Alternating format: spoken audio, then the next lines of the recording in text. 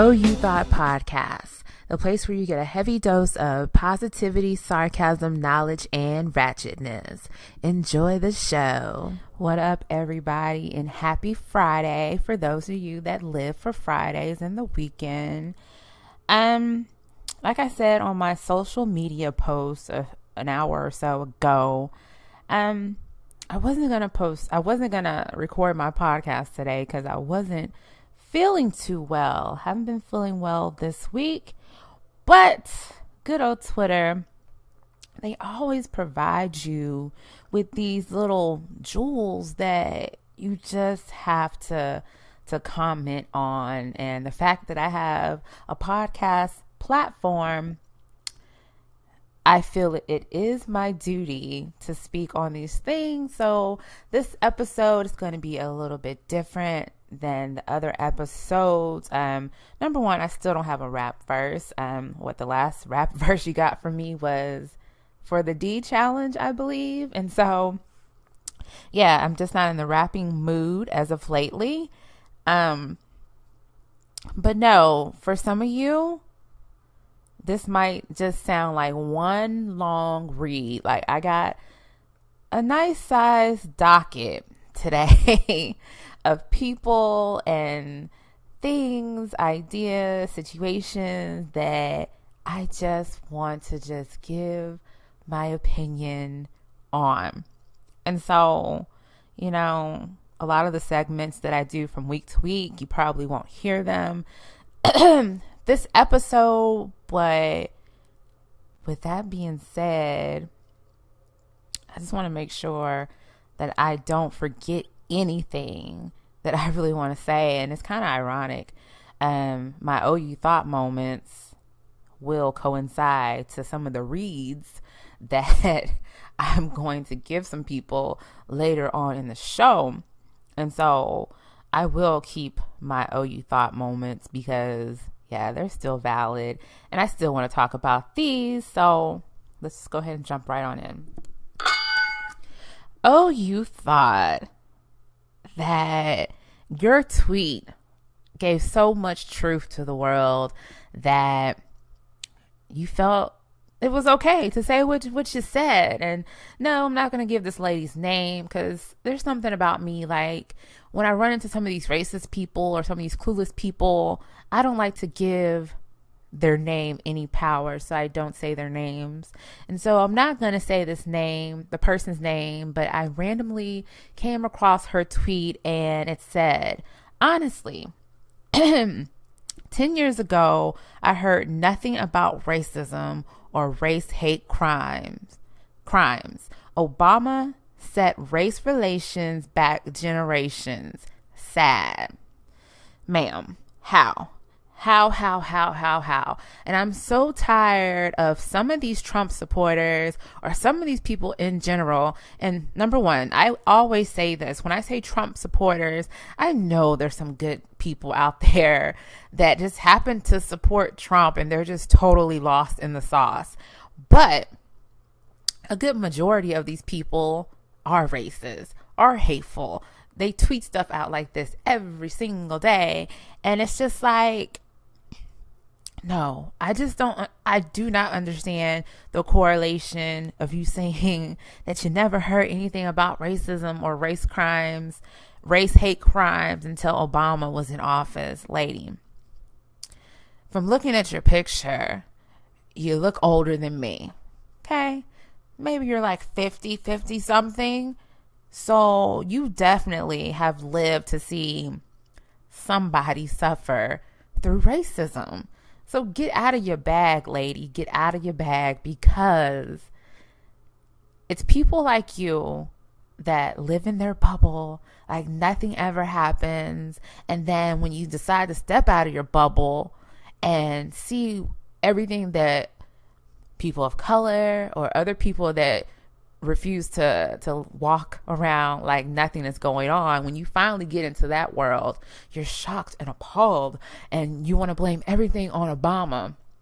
No, I'm not rocking with that. I'm not going to let you blame all this hateful mess that's going on currently before Trump. Also, civil rights movement. Where else we want to go? Jim Crow laws. The Red Summer of 1919. There's so many things that has happened in history, but people don't talk about. And I refuse to let you stain that good man's name, because one thing we can say about Obama, he was for everybody. He was for everybody. He wasn't just for black people. He was for everybody. No matter the color of your skin, no matter your gender, no matter who you loved, he wanted everything to be equal. And can you imagine being a president and actually doing your job, like, and not just being for one group of people, being for the rich or being for the poor, like being for everybody collectively? And it's people like her, and it's people like these Trump supporters that have come out the gate now being loud and proud, that give life to all the racist acts that we see going on out in the open now. That was not Obama. That was Trump's campaign that made it feel safe or okay for a lot of people to come out their bag and try to take their country back. Boo boo. And it's not your country. Like, just go read a history book or Google. Like, for people that don't like to read, do your Googles. Like, by the time you finish typing in your sentence, you'll have your answer. This country is not yours.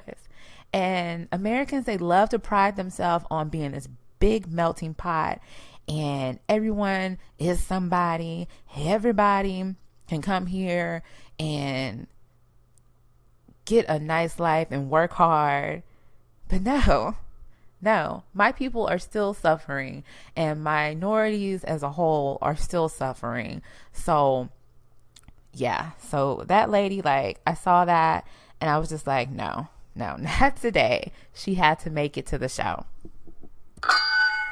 Oh, you thought Tina Campbell. Now, this is on a petty note. Like, she really thought that she was going to be booked and busy. And I'm so glad. And this shows you the power of your dollars. Yes, ma'am. Had to cancel her tour because she didn't have enough people to want to see her be booked and busy. And, you know, I don't really like to just be petty and laugh at people, because I understand you got to make your money. You got to take care of your family. But I just think it's your responsibility to just inform yourself and vote for the right people. There again, so many people dogged Hillary Clinton. But if you did your research and everything, and it's just one of those things, like, if you don't believe in a woman being a president, which I've heard some women say that, which is just crazy to me. Even if you felt like that, Trump has a track record so much longer than Hillary Clinton. And it's just like, at the basic level, boys and girls, her husband was a president. And so he was going to be in that White House with his wife. And so in my mind, that made it feel okay. And I will forever say Hillary's biggest mistake was when she got the nomination, she didn't put Bernie Sanders on the ticket. If she would have put Bernie Sanders on the ticket, she would have won, no problem.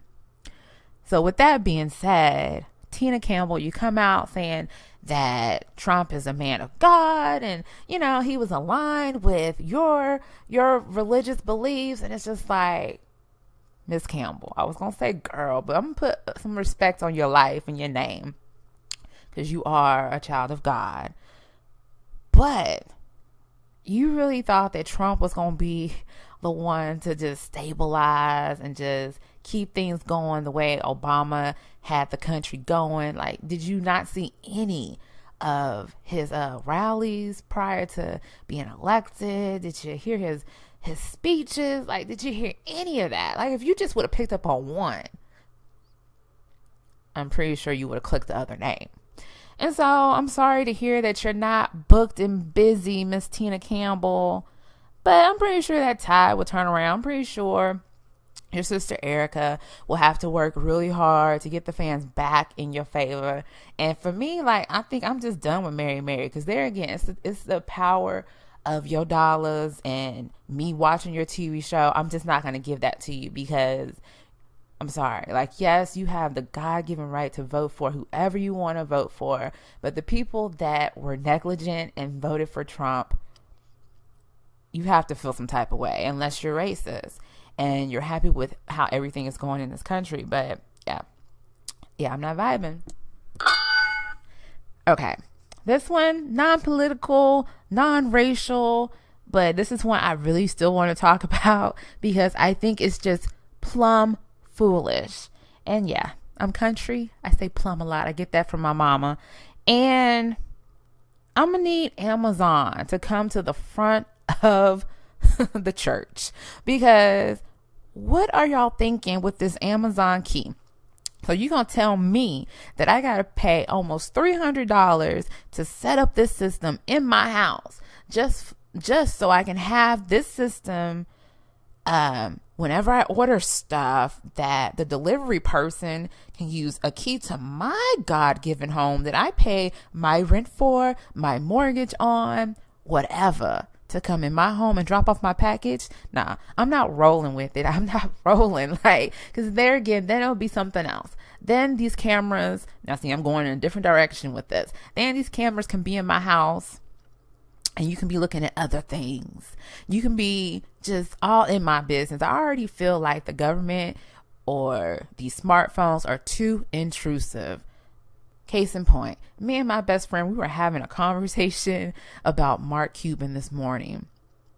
We get off the phone and he's pretty much shook because as soon as he gets off the phone, there's an article about Mark Cuban and he had to call me back because it was too much.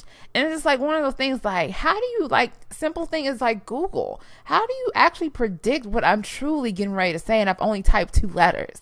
It's too much. And so I'm not going to pay $300 to get this set up, even if I was rich or even if I had the money and it was nothing.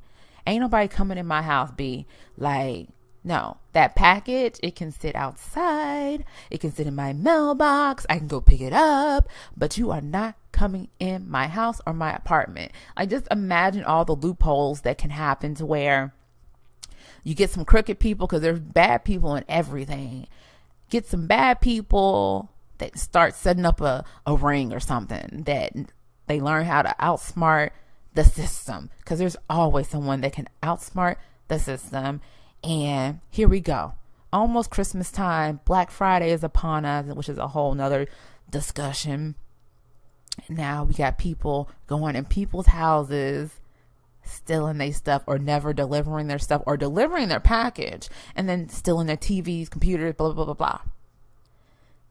But since you think, oh, got the package or whatever, or they turn off the system once they deliver the package or whatever, like, it's just all these things. Like, I'm sorry, like, I'm just over the top sensitive with my stuff.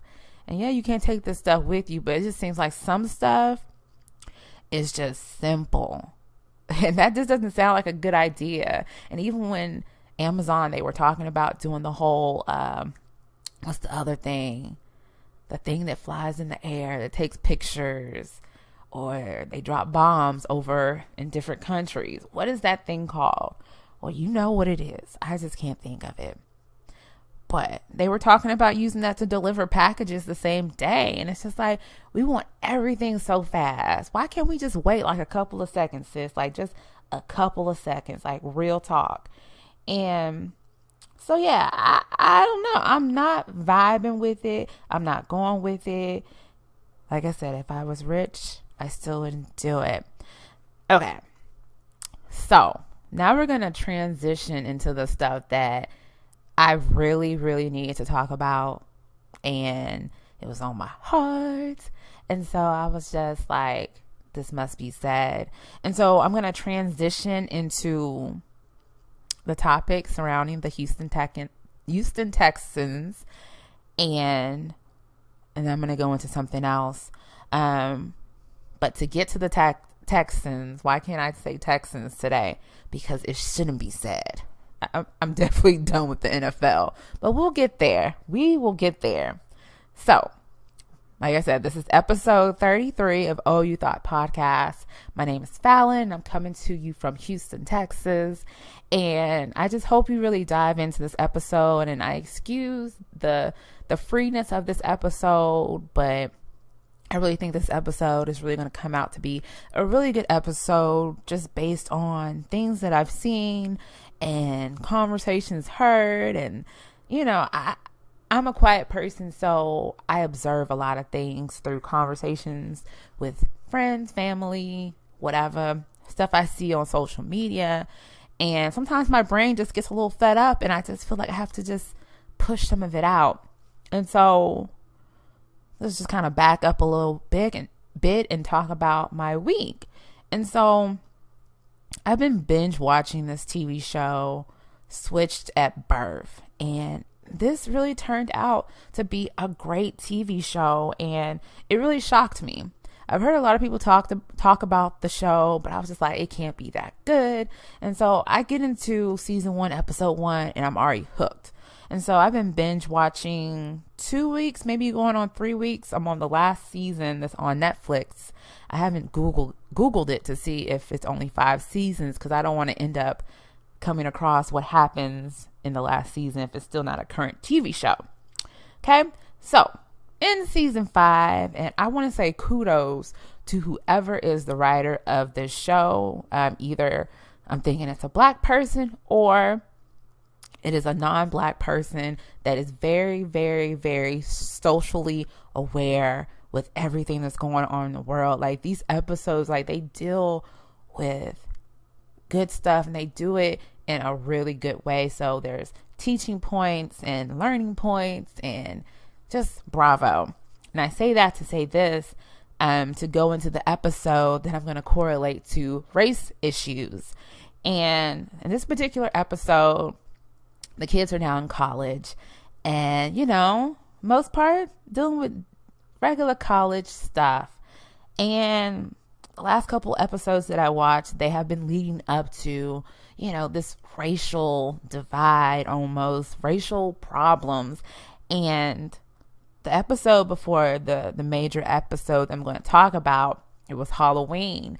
And so people were dressing up, and we see this all over social media of non-people of color doing costumes wrong by incorporating blackface. And I, in my opinion, as someone that's just so pro-Black and just, I love my people, I was happy with how they did this particular episode. And I'll tell you why. They had a Halloween party, like I said, and one of the main characters, he dressed up as Lil Wayne. Now, stay with me and follow me. For me, I felt like finally, like when I first saw him pop up and he said he was Lil Wayne, I was not offended because I felt like he did it right. You don't have to use blackface in order to dress up as whoever you want to dress up. And number one, if you are a minority and you feel like a white person or any other person that's not Black or whoever can't dress up as someone like Lil Wayne, for example, or Nicki Minaj or something, you know, popular people in our culture, then I think that's a little bit unfair because we go around and we dress as XYZ and they may be white. So we have to be a little more fair. And there again, this is coming from someone that's very pro-Black. And I feel like if you do it the right way, it should be fine. And so this young man, he just there were like dreads and he had a grill and that was it. There was no blackface. Like, and so the girl's roommate, she was so offended and she was Black. And so we see the dynamics change between them and they go through this whole process for, like, I feel like it's almost like a year passes where her roommate just doesn't want to get along with her now ex-boyfriend of her roommate, all because of the Lil Wayne costume. And I was just like, wow, you know, there again, whoever is the writer of this show, I think they're doing a good job because we do have people in my culture that are overly sensitive. And I'm definitely one of those people. Like when Halloween comes around, I'm looking to see those that do it right. And so sometimes we have to stop being so sensitive. Like even like the young man said that Lil Wayne is his favorite rapper. So he can't dress up like Lil Wayne without using blackface, and that's okay. Like he didn't use blackface. Blackface is offensive. He just came as his same like pale skin. So there. So we have that set up, and so there's that divide that's been working up, and then we get to the episode to where a few white students decided to place cotton balls all over the front lawn of the Black Student Union. And, you know, they give you a premise that those are loosely based on some events that actually happened. And when I first saw this, I was like, okay, what are we doing? And there again, perfectly written. You have this white young lady that's friends with a lot of different people, and she didn't get it. She didn't understand why the Black people were so offended with the cotton ball. And there again, if you're a Black person, you're automatically triggered because that's a negative connotation of what that represents. That represents our ancestors being brought over here without their consent and working to help build this country, and we still don't get treated fairly. Like that's what that imagery represents to me. And that's a big problem for people that go around playing those kind of jokes and don't understand, or they do understand and they think that they can get away with it, and they want to trigger the Black people in this example. And I thought another interesting point in this show was how minorities aren't sticking together. Like you had the kids at the Black Student Union, they're doing their why can't I think? Protests. There we go. They're doing their protests. And you have other minorities like across the street, like just looking at them. And my thing is always this, like if they're attacking Black people, they're attacking all minorities. Like no minority is completely safe. And I think the sooner that we collectively get that and understand that, this world would be a better place, right? So that's a good talking point right there. And there again, good imagery to see the Black students doing their silent, peaceful protests, and you have all the other minorities just standing and looking. And yeah, so I was pretty amazed at that. And so they did another good example on the same episode where a Black person threatened a white person and they got expelled for it, right? And so the white guys that put the cotton on the lawn of the Black Student Union, guess what, boys and girls? They did not get expelled. They had to take sensitivity training. Yeah, that's what they had to do. And so the goal of this hunger strike that they were doing and peaceful protests was they wanted equal treatment. They didn't deny what the Black person did to the white person as far as threatening the white person was wrong. They did not deny that. They felt like he got what he deserved. And see, that's the thing. People of color, minorities for the most part, right is right, wrong is wrong. They just want for white people to get the same justice and punishments that we do, and quickly. And we shouldn't have to march about it. We shouldn't have to protest about it. We shouldn't have to starve ourselves to get it done. And so it took, in this episode, it took the baseball team protesting this major game that was bringing in $1 million for the college, for them to truly have a conversation, and for other sports teams to say, hey, we're not playing either. So it took all that. It took the power of the dollar to have a conversation and to get those guys finally expelled for what they did. But there again, my thing is this. It shouldn't take all of that to get justice served for things being done wrong to people of color, minority, or whatever. And I always want to make sure I address the issue correctly, because yes, we see a lot of African Americans, Black people, however you want to, recognize yourself. I know a lot of people don't like to use the African American term to address themselves, but Black is a color. And so, yeah, I don't identify with Black. Like, I might say it like when I'm just quickly talking, I might say Black, but we are more than just a color. We come in like a million shades. So it's hard to just say that you're Black when you're a different hue or a beautiful color. But anyways, like I said, I just want to make sure I always not just address African Americans, because the fight that we're on, we see it with all minorities and it needs to be addressed. Okay. And so I saw that episode and I was like, yeah, like I said, done right. And I think the biggest theme from this episode is that minorities, we have that constant feeling of wanting to be heard, and our voice is never heard. It's like we do the checklist of what you say. Okay, you can protest as long as it's peaceful and quiet. You can do that. You can starve yourself to death and we still don't care about you. Like this girl, she was holding it down by herself on this episode, and they still did not care about her life.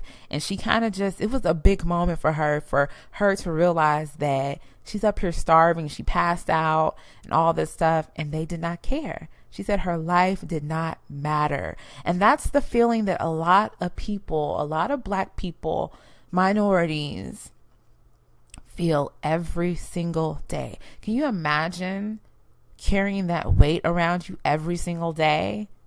I've had this conversation with my best friend, and I said, as of recently, and when I say recently, I'm meaning like the Trump year of 2017, as things have progressively gotten worse, I feel like I halfway go out of my way to be almost overly nice to white people, not because I'm some pansy or I'm chucking and jiving, but I don't want no problems. And I want them to see that these stereotypes that a lot of people pinpoint all of us in one box, we're not all like that. I went to school, I went to college, but I still don't get the same pay rate as someone that does the same job that I used to do. And it comes automatic for them. So just think about it. You're already a minority. And so now you're a minority and you're a female. So you're at the bottom of the barrel as far as getting paid.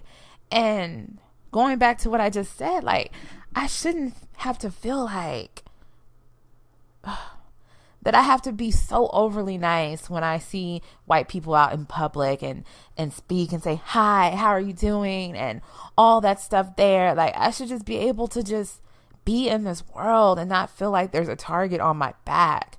I'm tired of the target being placed on my brothers, And then it's not even just our Black men. It's anyone with a different colored skin tone can get it at any moment. And it scares me. And there again, being unemployed at this point, how is my job hunting going to be? Is it going to be 10 times harder because of the Trump effect and people are, standing behind what they really feel like? I have thoughts like that now because of everything that's going on. People have the right to hire and fire whoever they want. And if they happen to own this big company and they don't vibe with minorities, then I may not get the job. And so there again, these are thoughts that I have pretty often as a Black female. And I just be wanting to make it home when I go out and take care of my business and stuff. And people say, oh, you're probably being over dramatic. And no, I don't think I'm being over dramatic because of everything I see on TV, and it never stops. It's every day. It's every 5 minutes. It's a new story. Every 10 minutes, it's another hateful tweet from Trump. Every day you wake up, it's something else. And when I woke up this morning, like I said, haven't been feeling well, but I said it was my podcasting duty to give my 2 cents on the shenanigans that I came across on Twitter this morning in regards to the owner of the Houston Texans. And so I guess the owners and the players and stuff got together. I don't really know what's been going on because I haven't been giving my attention to the NFL like that. So stay with me. And so I come across this blurb on Twitter. And it says, as Jones spoke, and I'm assuming this is talking about Jones from the Cowboys, the owner of the Cowboys, Snyder mumbled out loud, "See, Jones gets it. 96% of Americans are for guys standing." Pause.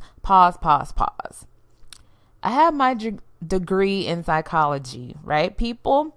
And I always tell people this whenever I get in a debate, a conversation, and they bring me stats like that, talking about what this poll says, what that poll says.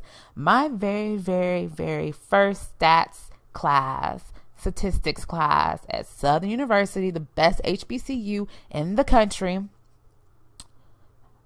First day, reading the syllabus, the professor says, never trust a poll. And why?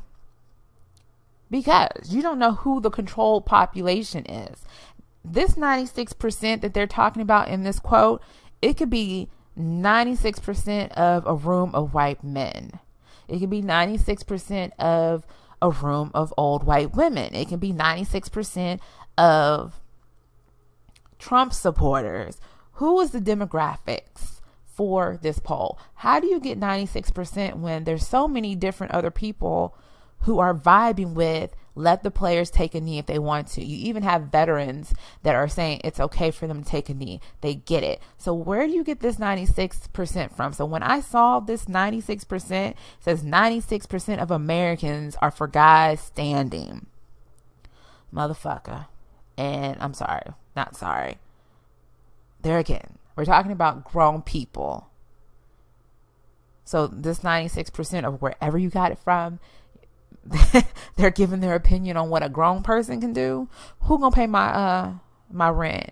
Like, who gonna pay my mortgage? Like people that do those things, you have a say in my life. And that's a thing. As a minority, again, I get so upset because just because you're taking a knee for something else, or you're standing up for equality or whatever, as far as like however you choose to show your voice as far as protesting. So when I say standing, I mean you're literally standing, protesting somewhere outside of the NFL or whatever. You know what I mean? So how can you tell me how to live my life? And I've said this before. I think people are so just in love with this fucking flag, and it's a flag that doesn't represent all of us, because if it did, we wouldn't have all these problems. And I'm sorry to cuss and then to go on my Christian side, but this I'm being real. Like, these are the thoughts that go through my head. Like, as a Christian, basic item number 1, like, there should be no other idols before me, your God. And so I'm not rocking with it. I don't worship a flag. And I definitely don't worship a song that was not written for everybody. And so if you want to negate the fact that they changed the words to try to, diminish what it was really about, that's on you. But if it's like, it's like being a Christian. It's like, once you find the truth for yourself, how can you go back and be ignorant and be in the dark? So, and I will say this for myself, like, I didn't know all the words to the Star Spangled Banner until a couple years ago. And there again, when you get that knowledge, you're like, all right, I get it. Like, I'm not vibing with this. I've learned the information for myself. And it's just not hot to me, people. And so, let me go back to the quote. Acclaim, some dismiss as a grand overstatement. Now, here come the owner of the Houston Texans. McNair, multi-million-dollar Trump campaign contributor. Okay. So there again, let's just pause that out too. So if you're willing to give millions of dollars to the Trump campaign, there again, like Tina Campbell said, she felt like his beliefs, let's keep it on Christian beliefs, were aligned with hers. And so you have these rich owners giving their money to Trump. You don't give your money to someone you don't believe in, right? And these are people that are probably, shaking hands with Trump and been in the same circles with Trump for years. So you're going to give millions of dollars to the Trump campaign. Okay. So he spoke next, ladies and gentlemen, and echoing many of the same business concerns. We can't have the inmates running the prison. How in the world did you think that was a good analogy to give off in this meeting? Can't let the inmates run the prison. Worst analogy in the world. And I'm sorry, I don't see any analogy that works for the situation, because there again, have you taken the time to really get involved with why people are taking a knee? And I'm just so thankful that I have totally sat out this whole NFL season, because it's just a whole bunch of bull crap. And it's crazy to me. Like, there again, as minorities, we have all these stereotypes going against us. And so you're going to use an analogy to label your players inmates. These are grown men. And with me being from Houston, I can speak on the Texans as far as like most of the guys that I follow on social media, they be out here doing for the community. You don't hear about a lot of these guys being arrested. Like, these are some good men that have come through this organization. And for you to put that tacky label on them, shame on you. And I'm so tired of people being able to say crazy things like that. And they come out and they say, oh, I'm sorry. I'm so sorry. And they put a little Band-Aid on it. And everyone's like, oh, you're sorry. You're so sorry. Let's go play some football. No, I'm not rolling with it. I'm not vibing with it. Like, I'm tired of the apologies. I'm tired of the apologies. I'm tired of the statement of I never meant to offend anyone. These owners have been offending their players since the whole shenanigan has been going on with taking a knee. People are so worried about clocking in them dollars. They're not having real conversations with how their players feel. And I think Jamel Hill said this, that all the responsibility is not on the players. And I totally agree with that. Like, I know some of them are afraid to lose their job. Oh, and let's not talk about, we can't miss the young man that lost his job from the Cowboys because he raised his fist during the anthem. But we don't hear about him because he's not a major name. But he lost his job because of that. And I'm guessing 9 times out of 10, like, once the story actually does hit the fan, they're going to say it's because of his skill set. The same thing they did to Kaepernick. They're going to really stay on that level of, hey, he was going to go anyway, B. Like, whatever. And so it bothers me. Like, it needs to be a complete overhaul of how to deal with race relations in this country, in the world. But since we live here, let's say this country. And I think, like, I brought this up before, like, it needs to starts at the very top and it goes to the very bottom. Like, people really need to understand why we feel this way and need to have those conversations. And I'm still not, 100% like, oh, it can never happen, that we can get to a better place. And like, yes, we have made positive strides and everything, and that's cool. But still, I need you to tell me why my black brothers are still getting beat up by the cops, and that's okay. I need you to tell me how a cop can kill a black man, an unarmed black man, and get that, thrown off her record. I need answers for that. I need answers for how the president of the United States can be in cahoots with Russia, and he can give off all of these racial undertones, and he doesn't denounce the KKK, and they can go ahead and do what they want to do, but we have all these other things going on against minorities.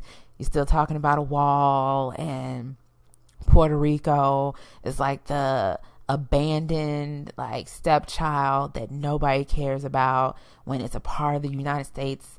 Like, it's crazy to me it's heartbreaking to me to see how they're just leaving them out to dry. And thank the Lord for those that have a voice and have the money to get resources together to get something out there. But it's horrible. And I'm very, very, very disappointed in the NFL with how they've handled everything. And the only reason the NBA is probably surviving is because they probably got out in front of it. They saw everything that was going on in the NFL, and they said, you know what? We're not going to have these problems. We're going to support our players. And, they already know it's in their contract that they got to stand for this good old anthem. And we'll have an open dialogue, and we'll see what else we can do and to support our players. Act like you care, and we can get along. Like, we can get along. It's for the taking, but we gotta have the right people in place. The last person that I want to talk about as far as like my rant, I just want to make sure, is this it? Because, this is it for the rant. The next thing I'm going to talk about deals with different kinds of relationships, but I may not have enough time. But, y'all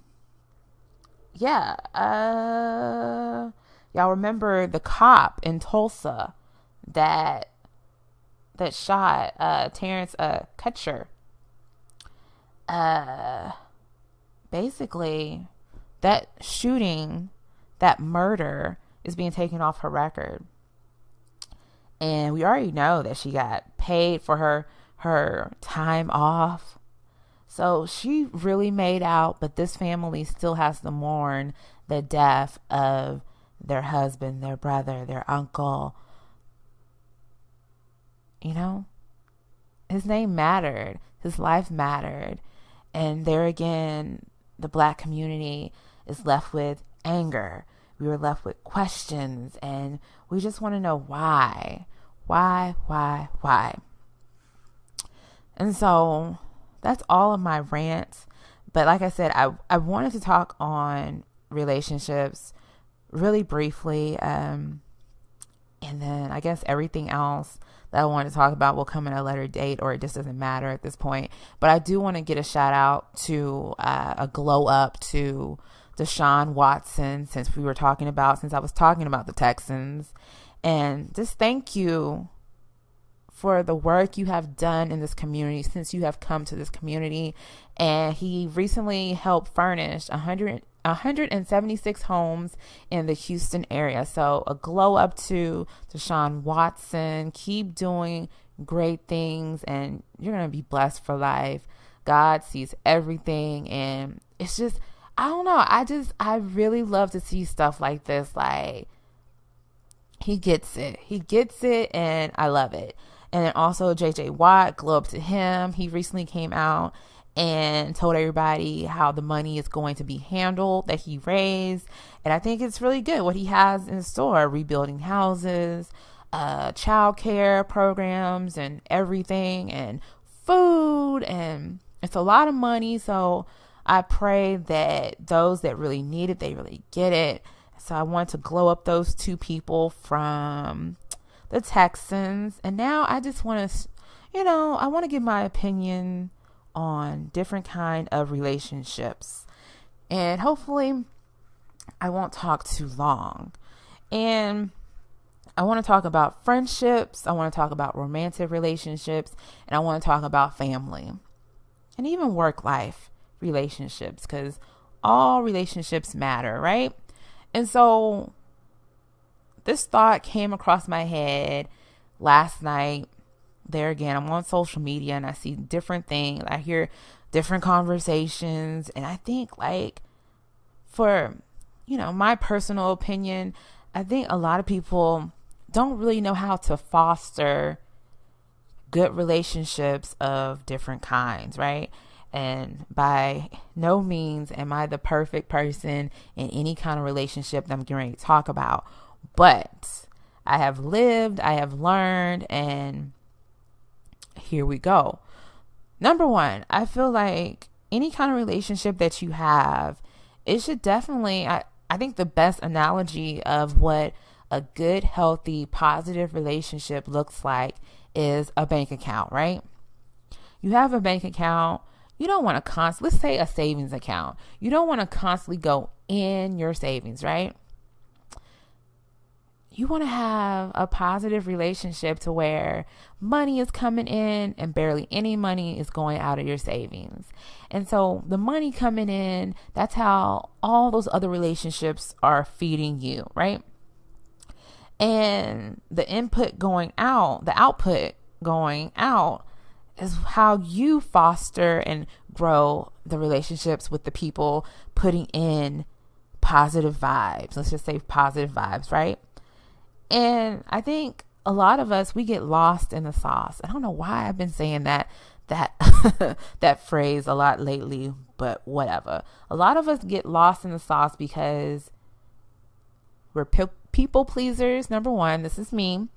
And I think a lot of us get ran down trying to foster and grow all of these relationships. And the first takeaway point I want to say is that in all kind of relationships that you are dealing with, you have to love yourself, number one. And my Christian values also say that, hey, God is first and then everything else. You know what I mean? And so if you have a great relationship with God, I feel like it makes it even better to know the examples of what you've learned on your Christian walk, to know how to treat people, right? And I think we live in a world now where, of course, like we're like in this microwave where we want everything to be instant. We want respect right now. We want loyalty right now. We want the truth right now. We want love right now. But if we're being 100 with yourself, like those things take time. And you go through things in life to where things change. You go through situations and you learn something from it and you might grow. You might outgrow some people. You might outgrow some family members. And I think the family part of this discussion that I'm trying to have is, I think it's one of the most important things that we need to get straight. Family is like the strongest tree that you can literally have throughout your whole life. And the roots are steady. And if you just let the good Lord rain on the tree, it'll be all right. Follow me, okay? Strong family tree. So you don't have to talk to your family members every day. In my mind, I'm just going to shout out all my family. I love y'all. Even if I don't talk to y'all every day, I got your back. Like real talk. You don't talk to them every day, but when you see them, it's love. Of course, as you grow, some of your cousins become your best friends. You're closer to certain cousins than the other, but it's still family love there. But you still need to properly take care of these relationships. And I've had this conversation with some people, and it's just like, sometimes family members will talk bad about you or gossip more about you than your regular friends. And I think that's because we all have that gossipy nature about us, whether we want to admit it or not, myself included. I'm no angel. But we got to stop gossiping about our family members. We have to. I think we should challenge ourselves. Anytime you feel yourself gossiping about a family member, put $1 in a jar or replace that gossip with 3 positive things about that particular family member and then move on with your day. I think that's a good challenge. So we've talked about the family dissector of this conversation. Most important to me. Work relationships. I think there again, a lot of us are looking to get to the top. And so a lot of us aren't our authentic selves when we go to work. You want to be the best, and I get that. But watch how you grow these relationships at work. I'm definitely one of those people where I always gravitate to at least 2 to 3 people that actually become my true blue friends at any job that I've been at. And I'm a very private person, and so it takes a long time for me to be able to call a coworker a friend. And it has happened. But watch how you grow those relationships. Don't tell your business to everybody. Everybody doesn't deserve to know your business outside of work. Some jobs and some people, you're just meant to go get a paycheck and go home. And that's not saying be mean to the people. Talk, whatever. But watch the business that you tell. And this is with anybody. This is family too. Because like I said, we got that gossip gene in our families. So sometimes watch all the business you tell your family members. So we got that. Regular friendships.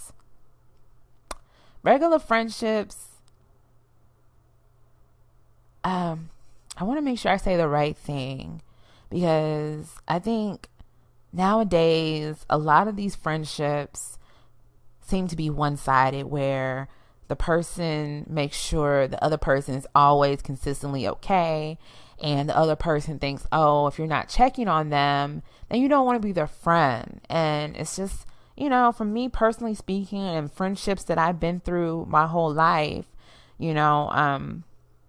it's not always like that. Like I said, people are constantly going through things, and I'm the type of person, even when I'm going through things, I try to still check on people, but I am human, and I don't always check on everybody. And there again, a friendship, it goes 2 ways. It shouldn't be always one person calling or texting.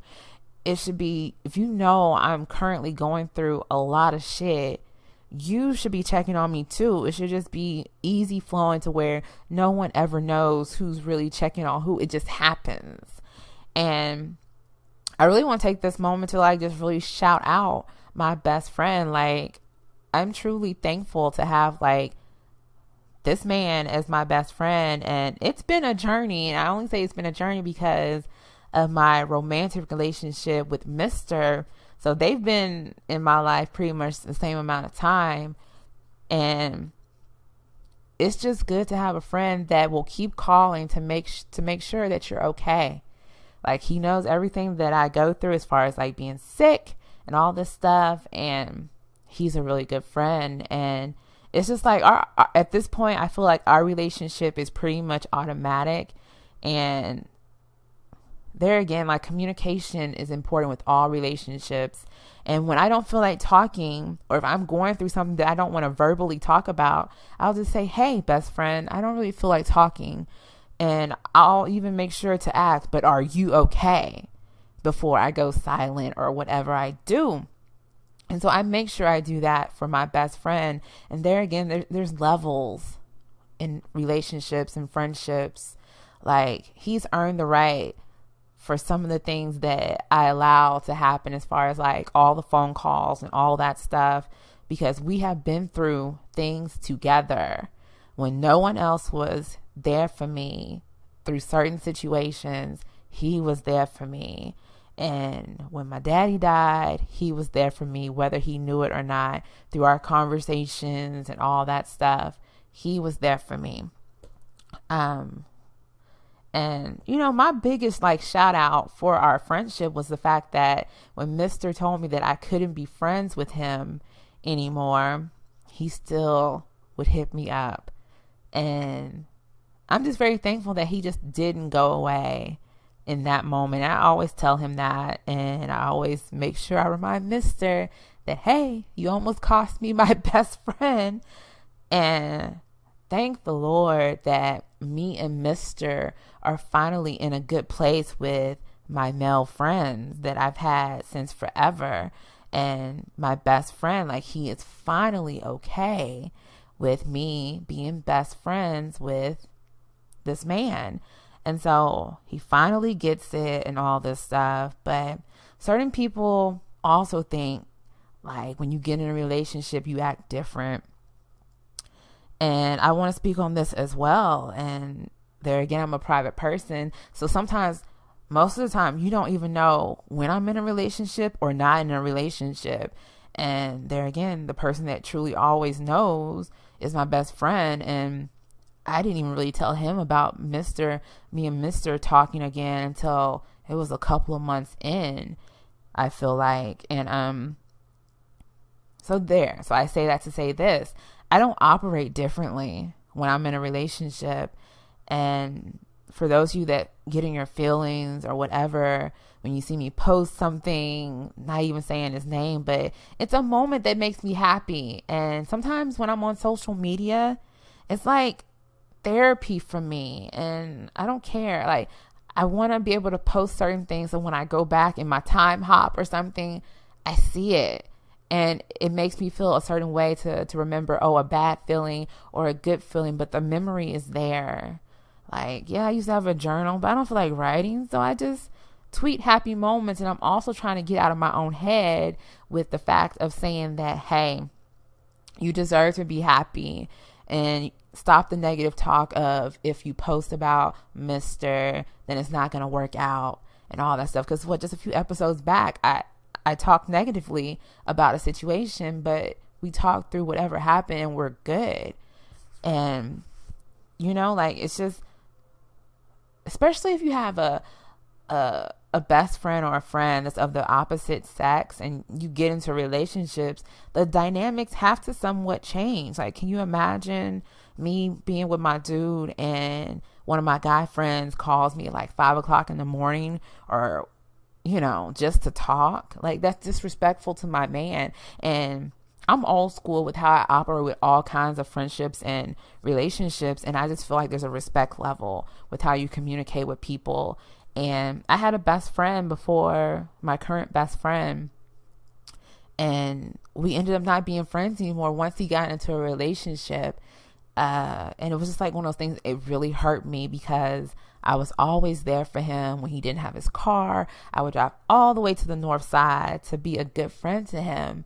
But when he got into a relationship, I knew the dynamics would change. I never tried to force myself to spend time with him. Like, I just played my position as being his best friend. And whenever he wanted to hang out, we would hang out. But I never wanted to disrespect his now wife and everything. But it was just one of the things, like, we had a falling out over someone I had started dating, and he didn't agree with it or something like that. And because his opinion mattered more than my actual life that I was living, we weren't friends. He called me a terrible friend and all this stuff. And, you know, missing that friendship, I even tried to go back to him last year and try to, you know, fix the friendship, and he just never answered my message. And so we need to really learn how to just cover yourself and make sure you're being friends with the right people at the end of the day, because People, just like when you get in relationships, like once you get past X amount of months, people start to change, or stuff happens and people change in their life, and that's fine. And it's fine if you grow apart from people. That's also fine. But don't tear people down on your way to a new journey. Like, I love all my friends, and I have different kind of relationships with all my friends. I have a small circle, but I love my friends, and I will do anything for my friends until my last day on earth. And I just see a lot of people out here being friends with anybody, and you don't have the right people in your circle watching over you. And that's so important. Like, you don't want a friend out there pumping you up to spend all your money, to lay down with all these dudes. Like, I feel like in friendships, just like a relationship, you should be equally yoked with these people you are linking yourself up with, especially if you're calling people your best friend. Everyone is not your best friend. And I can definitely say that my best friend I had before my current best friend was not a best friend. My current best friend is a best friend because, like I said, like, we've been through some stuff, and I feel like we're currently going through some stuff collectively together, but we're making it. And so he gets to have that title for life. And I saw something on Instagram about females needing female friends, and it's like one of those things where I've been there, done that, and it just never seems to work out for me. And there again, I'm not a perfect person, and I have my issues from stuff in the past, but I've always left that door open to have close female friends. And I wish I had close female friends, but I have my sisters and stuff like that. But I just don't have that unit of girlfriends that I just go and hang out with. And it's always been a tough thing for me. And no, I'm not a jealous person, but it just seems like we'll get close to a certain degree and we'll just grow apart. Or I had a close friend in college, and, we were friends, right? And my daddy died. I told her that my daddy died, and you're supposed to be my really good friend. You didn't try to come to the funeral. A couple of weeks later, you asked me for money. You didn't even ask me how I was doing. Do you see how these things stay with people? Like, it's not always what you do, it's what you say.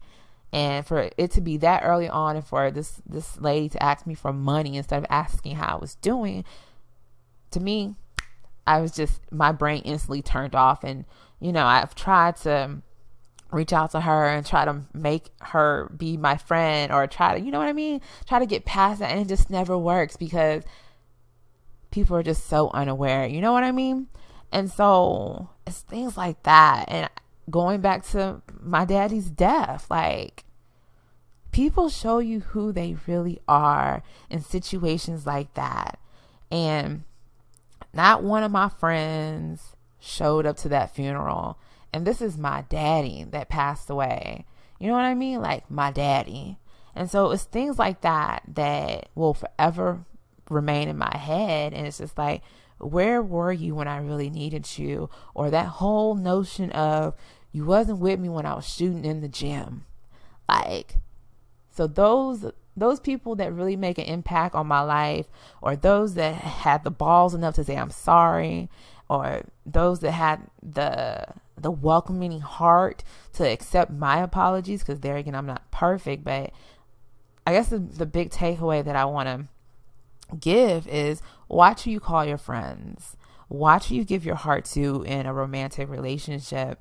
And I just want to say this, like, I feel some type of way that I don't have a lot of people in my corner that are really open to the love that I have for Mr. And there again, you don't know what me and him have been through all these years, and you don't know what's changed in him and what's changed in me to make me say, you know what, no matter what, this time around, I'm not walking away. And that was one of my biggest things with him throughout the years. Like, and he called a spade, and he told me one day, I don't know if it was years ago or recently when we talked everything out, and he told me that when things aren't perfect, you get mad and you disappear. And that is 100% true. And only I know exactly what goes on with him, the same way with him. And, like I want more people to have an open heart because of who I deal with. And so if I've chosen to bear down and go through this, either say nothing or keep your negative thoughts to yourself. And so that's something I've been sitting on for like years in regards to my mister. But there again, it's just like I said, it's just let people love, because life is short. I could die tomorrow, but Mister makes me happy. Like he has never physically hurt me. He doesn't talk down on me. He's never cheated on me. We are just, at the end of the day, me and him, we are weird people. We have our weird ways. He has his weird ways. I have my weird ways. And it's just all deciding on what you want to deal with. But never stick around just to have someone to call your phone. That's what I always say. And know those limitations.